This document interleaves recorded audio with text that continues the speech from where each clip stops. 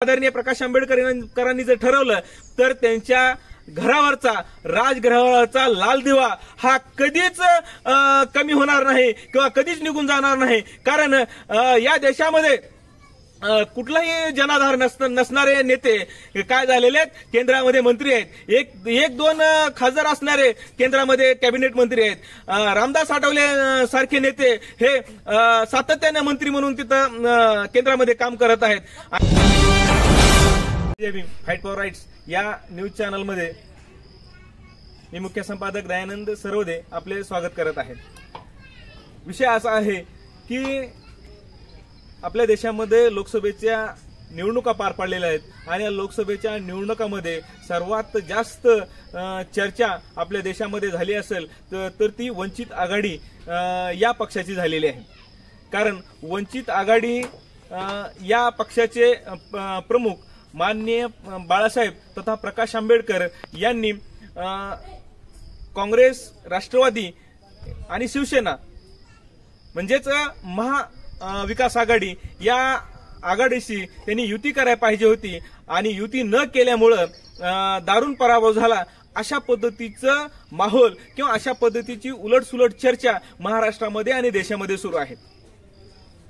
जे लोक डॉक्टर बाबासाहेब आंबेडकरांचा म्हणजे घटनेनं दिलेला किंवा डॉक्टर बाबासाहेब आंबेडकरांनी दिलेला लोकशाहीच्या माध्यमातून दिलेला मताचा अधिकार इथल्या प्रस्थापित लोकांना मोठं करण्यासाठी, इथल्या कुटुंबशाहीला मोठं करण्यासाठी, इथल्या घराणेशाहीला मोठं करण्यासाठी वापरतात। प्रस्थापित पक्षाचे गुलाम म्हणून चाकरी करतात किंवा प्रस्थापित पक्षाचे म्हणजे हांजी करून पद किंवा कुठलंही म्हणजे अधिकाराचं पद मिळवतात।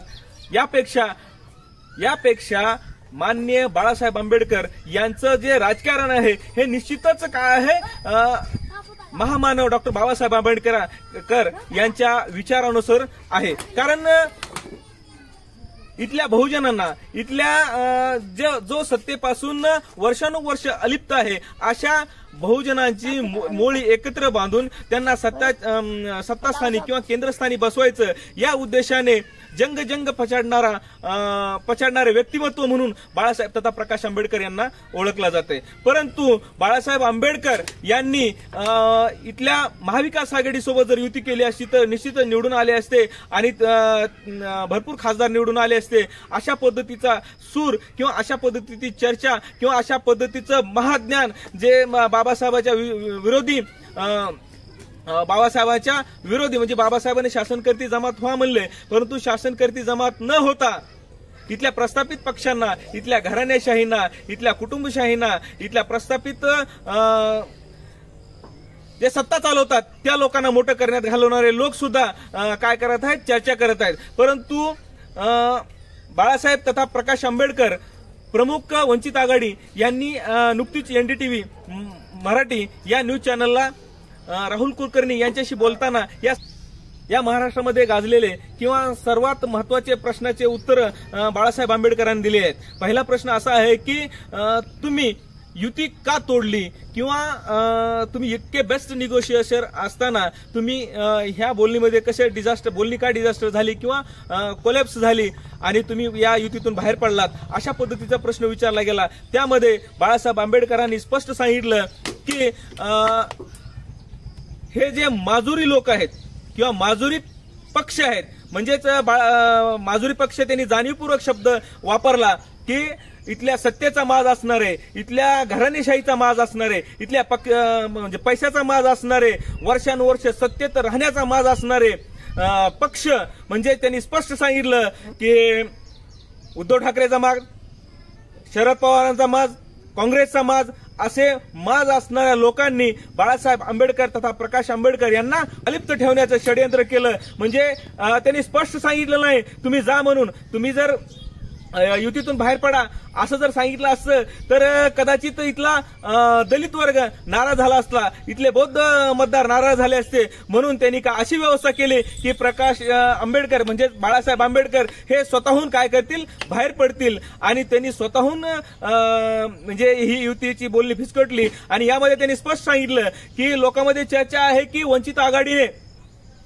30 जागा मागितल्या होत्या किंवा अधिक जागाची मागणी केली, परंतु बाळासाहेब आंबेडकरांनी स्पष्ट सांगितलं की आम्ही जागेची मागणी केली नाही, तर आम्ही त्यांना सांगितलं होतं की 26 जागेवर आम्ही काय केलेले आहे, लोकसभेच्या निवडणुकीची एक पक्ष म्हणून तयारी केली आहे, त्याच्यापैकी तुम्ही आम्हाला किती देणार आहात. परंतु या प्रस्थापित पक्षांना म्हणजेच माजुरी पक्षांना काय करायचं होतं, बाळासाहेब आंबेडकरांना या ह्याच्यामध्ये घ्यायचंच नव्हतं, युतीमध्ये घ्यायचेच नव्हतं. कारण बाळासाहेब आंबेडकरांसारखा स्वाभिमानी माणूस जर आपल्या सोबत आला तर आपलं हे जे म्हणजे घराणेशाहीचं राज्य आहे किंवा आपल्याला ऐनवेळी बीजेपी सोबत जाण्याची वेळ आली तर बाळासाहेब आंबेडकरांमुळे अडथळा निर्माण होईल, म्हणून या स्वाभिमानी नेतृत्वाला भिवून त्यांनी काय केलं नाही, यांच्यासोबत युती केली नाही असा त्याचा अर्थ निघतो. हे स्पष्ट झालेलं आहे. त्याच्यानंतर दुसरा प्रश्न असा विचारला गेला की तुम्ही इथल्या बीजेपीची काय आहात, बी टीम म्हणून काम करतात, अशा पद्धतीचा स्पष्ट आरोप तुमच्यावर होतोय अशा प्रश्न विचारला. त्यावेळेला बाळासाहेब तथा प्रकाश आंबेडकरांनी स्पष्ट सांगितलं की मी म्हणजे कुणालाही कळण्यासारखी गोष्ट आहे की बाळासाहेब आंबेडकर किंवा प्रकाश आंबेडकर बीजेपी सारख्या ज्या बीजेपीवर त्यांनी वारंवार म्हणजे सर्वात जास्त या देशामध्ये बीजेपीची पोलखोल करणारा किंवा एक अभ्यासू संविधानाचा अभ्यासक व्यक्तिमत्व, बीजेपीचे सर्व पोलखोल करणारा व्यक्ती जर कोण असेल तर ते बाळासाहेब आंबेडकर आहेत. आणि बाळासाहेब आंबेडकर हे बीजेपी विरोधी आहेत, त्यांनी वेळोवेळी वक्तव्य केलेले आहेत असं त्यांनी सांगितलं. मी सर्वात जास्त टीका म्हणजे दुसऱ्या माध्यमाला बोलताना त्यांनी सांगितलं सर्वात जास्त टीका मी कुणावर केलेली आहे, बीजेपीवर केली आहे. आणि दुसरा महत्वाचा पैलू असा आहे की बाळासाहेब आंबेडकर किंवा वंचित आघाडी जर बी टीम म्हणून काम करत असेल तर त्यांना स्वतःहून ए टीम म्हणून काम करायला म्हणजेच डायरेक्ट बीजेपी सोबत जायला कोण अडवणार. बाळासाहेब आंबेडकरांनी प्रश्न केला की म्हणजे बीजेपी सोबत जाण्यासाठी मला कोण अडवेल, काय संबंध आहे. म्हणजे अशा पद्धतीचा प्रश्न, आणि हे खरोखरच आहे. कारण बाळासाहेब आंबेडकरांनी जर ठरवलं, प्रकाश आंबेडकरांनी जर म्हणजे प्रकाश आंबेडकर आदरणीय प्रकाश आंबेडकरांनी जर ठरवलं तर त्यांच्या घरावरचा राजगृहावरचा लाल दिवा हा कधीच कमी होणार नाही किंवा कधीच निघून जाणार नाही. कारण या देशामध्ये कुठलाही जनाधार नसणारे नेते काय झालेले आहेत, केंद्रामध्ये मंत्री आहेत, एक दोन खासदार असणारे केंद्रामध्ये कॅबिनेट मंत्री आहेत. रामदास आठवले सारखे नेते हे सातत्याने मंत्री म्हणून तिथं केंद्रामध्ये काम करत आहेत. आणि बाळासाहेब आंबेडकरांसोबत इतका मोठा जनाधार असताना, इतका म्हणजे मोठा वैचारिक वारसा असताना देखील फक्त या समाजासाठी, या देशासाठी, या वंचित समूहाला सत्ताधीश बनवण्यासाठी म्हणजे डॉक्टर बाबासाहेब आंबेडकरांनी जा तुमच्या घरावर घराच्या भिंतीवर लिहून ठेवा की तुम्हाला राज्यकर्ती जमात बनायचं आहे, त्या उद्देशाने काम करणारा फक्त एकच नेता या देशामध्ये दिसतो आणि तो म्हणजेच बाळासाहेब तथा प्रकाश आंबेडकर. आणि म्हणून प्रकाश आंबेडकर यांना बी टीम म्हणून काम करण्यापेक्षा त्यांनी डायरेक्ट तिकडे जर गेले तर त्यांच्या घरावरचा, आणि एवढं जर स्वार्थी राजकारण करायचं असेल ते तर स्वतः मंत्री झालेच असते, परंतु त्यांचे पुत्र जे आहेत आदरणीय सुजात भैया आंबेडकर हे सुद्धा केंद्रामध्ये काय मंत्री राहतील. परंतु डॉक्टर बाबासाहेब आंबेडकरांचा विचार, बहुजनाच्या विकासाचा विचार, इथल्या सर्वसामान्य जनतेचा विचार प्रकाश तथा बाळासाहेब आंबेडकर यांना असल्यामुळेच इथल्या बहुजनाची मोळी बांधून एकत्र करून लढण्यासाठी सदैव तयार असतात. म्हणून हार कर भी जीतने वाले को बाजीगर कहते हैं, अशा पद्धतीची भूमिका या या लोकसभेमध्ये माननीय प्रकाश आंबेडकरांची दिसून आली. हे सर्वत्र म्हणजे आपल्या देशामध्ये स्पष्ट दिसत आहे. आणि दुसरा महत्वाचा प्रश्न असा आहे की त्यांनी काय केलेलं आहे, पैसे घेतात किंवा बीजेपीकडून पैसे घेतात अशी भूमिका मांडली जाते. परंतु माननीय प्रकाश आंबेडकरांनी सांगितलं की माझ्या पाठीमागे 9 एजन्सी लावल्या होत्या. पुण्याचे बंड गार्डन पोलीस स्टेशन असेल किंवा तिथं जाऊन विचारा म्हणले, किंवा म्हणजे माझ्या मागे मोदी सरकारने 9 एजन्सी लावल्या होत्या. परंतु कुठलाही अवैध किंवा कुठलाही म्हणजे भ्रष्टाचार दिसून आला नाही, अशा पद्धतीचं स्वच्छ प्रतिमेचं असणारं व्यक्तिमत्व हे आपल्या देशामध्ये फक्त बाळासाहेब आंबेडकरांच्याच रूपाने दिसून येत आहे. म्हणून बाळासाहेब आंबेडकरांना जे लोक फुकटचा सल्ला देतात, ज्या महामानव डॉक्टर बाबासाहेब आंबेडकरांनी संविधानाच्या माध्यमातून आरक्षण दिलं, शिक्षण दिले, नोकरी दिली, पैसा दिला, सत्ता, प्रतिष्ठा, ज्ञान या सर्वांपासून वंचित असलेल्या समूहाला सर्व काही दिलं, त्याच कुटुंबातील व्यक्तींना म्हणजे नॉलेज झाडायचं काम कोण करत आहेत? इथले लोक करत आहेत की त्यांनी काय करायला पाहिजे होतं, महाविकास आघाडी सोबत युती करायला पाहिजे होती. परंतु इथल्या बहुजनांचा विचार, इथल्या वंचित घटकाचा विचार करणारा एकमेव नेता, स्वाभिमानी नेता म्हणून बाळासाहेब आंबेडकरांची निश्चितच नाव घ्यावं लागेल. अशा पद्धतीने त्यांनी प्रश्नाची उत्तरे दिलेली आहेत. म्हणून बाळासाहेब तथा प्रकाश आंबेडकर यांना आता जरी म्हणजे अपयश आलेलं असेल तर ते खचून जाणार नाहीत. मी पुन्हा येईन अशा पद्धतीचं वक्तव्य त्यांनी केलेलं आहे. आणि येणाऱ्या विधानसभेमध्ये बाळासाहेब आंबेडकरांचा वंचित आघाडी हा पक्ष निश्चितच फेरबदल करेल. कारण बघा काय परिस्थिती आहे.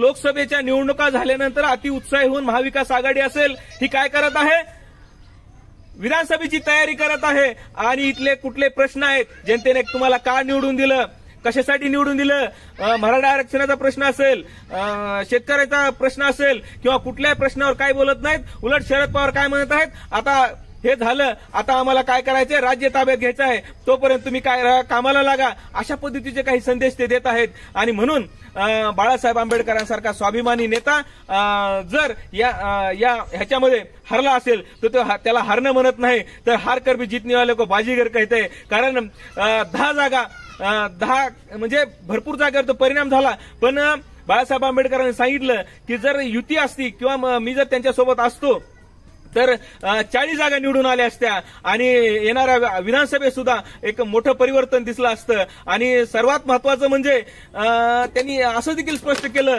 की हा 400 पारचा नारा आणि संविधान बदलण्याची भूमिका, म्हणजे 400 पारच्या नाऱ्याला बाळासाहेब आंबेडकरांनी काय दिलं उत्तर, तर हे काय करणार आहेत, 400 पार करणार आहेत म्हणजे संविधान बदलणार आहेत. म्हणजे संविधान बदलणाऱ्याचा नारा इथल्या काँग्रेसने किंवा महाविकास आघाडीने आमच्याकडून घेतला. आणि त्यामुळेच काय झालेलं आहे, लोकांना पटलं की हे काय करणार आहेत, संविधान बदलणार आहेत. म्हणून त्यांना यश आलं. अशा पद्धतीची भूमिका त्यांनी मांडलेली आहे. आणि निश्चितच बाळासाहेब आंबेडकर येणाऱ्या म्हणजे प्रकाश आंबेडकर येणाऱ्या विधानसभेमध्ये त्यांचा पक्ष मोठ्या संख्येने निवडून येईल आणि लोक त्यांच्या पाठीमागे जातील अशी परिस्थिती नक्कीच आशावाद दिसत आहे, परिस्थिती दिसत आहे. आणि पुन्हा येईन अशा पद्धतीचा आशावाद बाळासाहेब आंबेडकरांनी व्यक्त केला आहे. थांबतो. तुम्हाला व्हिडिओ आवडला असेल तर याबाबत तुमच्या प्रतिक्रिया नक्कीच कळवा. थांबतो या ठिकाणी. जय भीम, क्रांतिकारी जय भीम.